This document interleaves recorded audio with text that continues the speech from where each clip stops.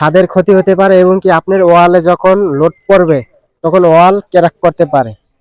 তো সাধারণত দেখা গেছে গ্রামে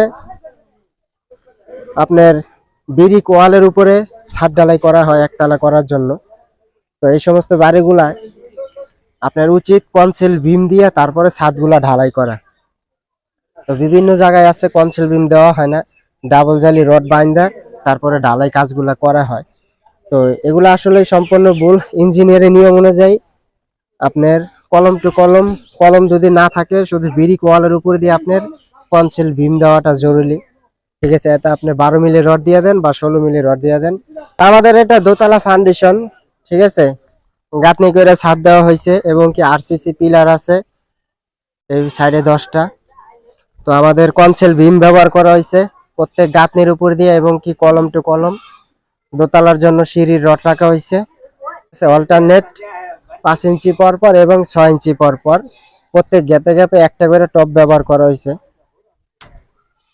দোতলার জন্য সিঁড়ির রড রাখা হয়েছে। এই হচ্ছে আমাদের সাইডটা। আগামীকালকে ঢালাই ইনশাল্লাহ, কুয়া বালু সব রেডি।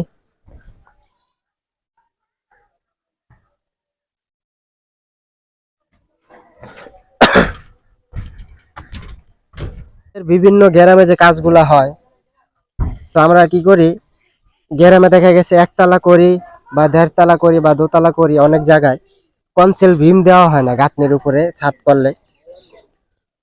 তো ব্রিক ওয়ালের যে বাড়িগুলা হয় গ্রামে, ঠিক আছে, গাঁথনির উপরে যে ছাদগুলা দেওয়া হয়, আমরা অনেকে কি করে, এই যে আমাদের এখানে যেভাবে গাঁথনির উপরে কনসিল ভীম গুলা দেওয়া হয়েছে যত সাইডে রুম বাই রুম যেদিক দিয়ে গাঁথনি হয়েছে ওই দিক দিয়ে কনসিল ভীমে দেওয়া হয়েছে। আমাদের এই সাইডে সম্পূর্ণ 10 মিলি এবং 12 মিলি রড বাইন্ডিং করা হয়েছে আমাদের এই সাইডে এবং কি কনসিল বিম দেওয়া হয়েছে। কনসিল বিমে 5টা করে 6টা করে রড ব্যবহার করা হয়েছে।